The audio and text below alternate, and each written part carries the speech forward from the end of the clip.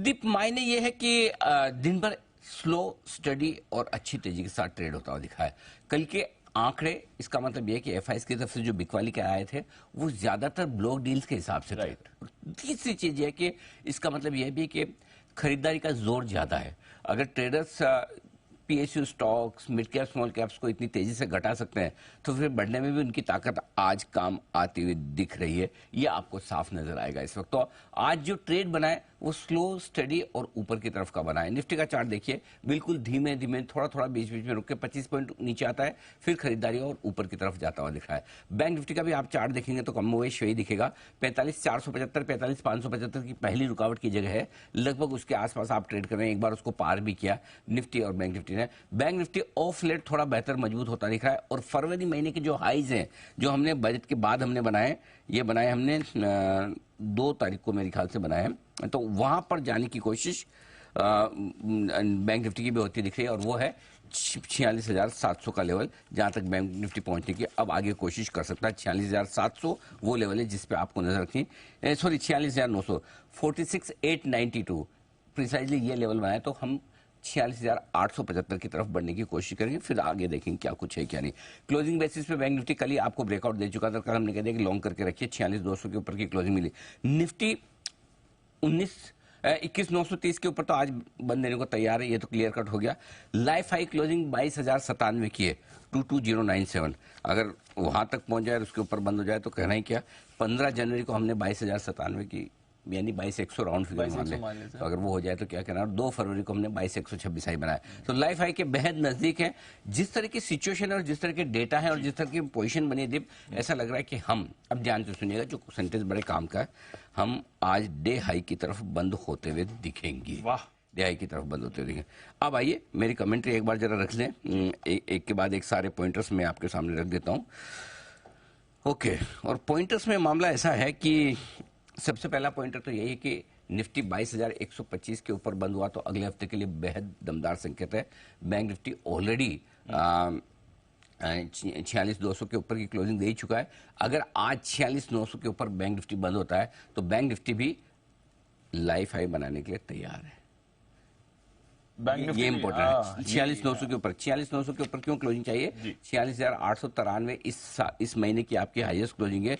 अगर वो पार करते तो फिर आप 48,636 का जो हाई बनाया 28 दिसंबर का बैंक निफ्टी वहां जाने की कोशिश कर सकता है। तो ये 2 चीजें आपके लिए इंपॉर्टेंट। इसके बाद और जो चीजें इंपॉर्टेंट है आपके सामने आएगी, जल्दी से लेते आइए।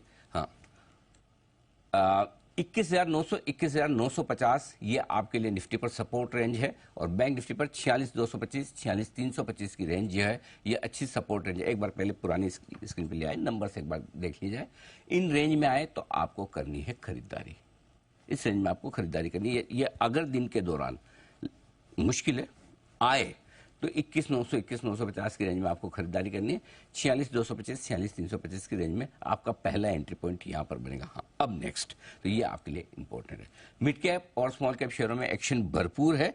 और इसके अलावा आईटी, फार्मा, ऑटो, ये निफ्टी को रफ्तार देने का काम कर रहे हैं। ये आपके लिए प्राइवेट बैंक्स लीडरशिप लेकर आ रहे हैं। एचडीएफसी, आईसीआईसीआई, इंडसइंड, इनमें जो तेजी बन रही है, धीमे धीमे ये अच्छी मजबूती देने को तैयार होते दिख रहे हैं। जबरदस्त है। इनमें से एक बैंक, वैसे तो काफी बैंक्स की आप बात करें, एसबीआई पे लगातार भरोसा है, एचडीएफसी, एसबीआई की हमने लगातार 2 दिन बात की, बट फेडरल बैंक, इस पर आज सुबह बात हुई थी। सुबह हमने देखा अच्छी मूव आई, उसके बाद टारगेट भी हिट हो गया। 166 का पहला टारगेट था, दूसरा टारगेट था। 163 का पहला टारगेट उसी समय के आसपास हिट हुआ। उसके बाद 166 का दूसरा टारगेट हिट हुआ, 170 का तीसरा है, 170 का तीसरा टारगेट। एक बार पहले देख लेते हैं सुबह क्या राय दी थी फेडरल बैंक पे, फिर फॉलोअप सवाल पूछेंगे एनर्जी से। 159 पर ट्रेड कर रहा है फेडरल बैंक और डीप यहां पर खरीदारी करने की राय। बैंक्स में बड़े एक्शन है। एमएसएमई में कारोबार करने वाला ये बैंक है। पोजीशनिंग अच्छी है और हमें लगता है वैल्यूएशंस के लिहाज से ये भी अट्रैक्टिव है। 159, 154 के आसपास खरीदिए और नीचे में स्टॉप लॉस लगाइए 150 का। ठीक है, अब ऊपर के जो टारगेट आपके लिए फेडरल बैंक के बनेंगे 163, 166, 170। अनिल सर ने आज सुबह आज के 2000 में फेडरल बैंक के फ्यूचर में खरीदारी की सलाह दी थी। पहला टारगेट 163 का था और दूसरा टारगेट जो है 166 का था और दोनों ही टारगेट फेडरल बैंक में अचीव हो चुके हैं और जोरदार तेजी जो है आज फेडरल बैंक के स्टॉक में देखने मिल रही है।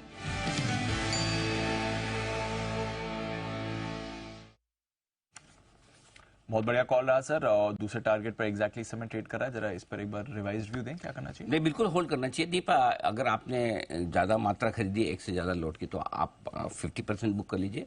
दिन के दौरान अच्छा प्रॉफिट मिल रहा है। आपको याद होगा परसों भेल लिया था दिन के दौरान, तीनों टारगेट आ गए तो हमने कहा भी कि आप प्रॉफिट बुक कर लीजिए। आज से नीचे ट्रेड भी कर रहा है, वापस मौका मिलता है। लेकिन तीसरा टारगेट 170 का है, उसके लिए डेफिनेटली कुछ क्वांटिटी तो जरूर बचा के रखें। हो सकता है बैंकिंग शेयरों की जो तेजी मजबूती से और आगे बढ़ रही है, इसलिए कभी कभी क्या है, अगर कोई सेक्टर कमजोर है, स्टॉक अच्छा प्रदर्शन कर रहा है, टारगेट पे पहुंच रहा है, तो जल्दी से प्रॉफिट बुक कर लो। लेकिन कोई सेक्टर मजबूत है, स्टॉक जल्दी पहुंचा तो फिर उसमें हायर टारगेट आने के चांस बढ़ जाते हैं। तो इसलिए इसमें हायर टारगेट के चांस भी हैं, इसलिए पूरा न बेचें। अगर है तो 50% ही बेचे और अपने स्टॉप लॉस को ट्रेल करते चलें। यहां से भी अपसाइड है फेडरल बैंक में, निश्चित रहे।